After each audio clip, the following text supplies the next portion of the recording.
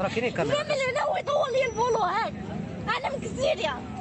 الوضعية الصحيحة لليدين على عجلة القيادة: رقم 1 الجواب 1، رقم 2 الجواب 2.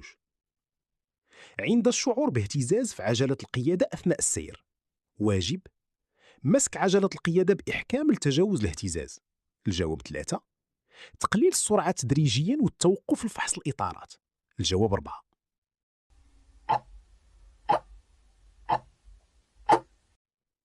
الجواب الصحيح هو رقم 2 و4. بالنسبة لليدين الوضعية الصحيحة هي رقم 2، حيث كتعطيك تحكم كامل في الفولا وتوصل الأزرار والسينيالات بسرعة وانت مركز مع الطريق. ولا حسيتي بالفولا كتزعزع وانت سايق، هذا كيعني كاين مشكل في الروايض. خاصك تنقص السرعة تدريجيا وتوقف في بلاصة آمنة باش تقلبهم. ربما تكون شي وحدة مفشوشة ولا لاصقة فيها شي حاجة هي اللي كدير داك الارتجاج.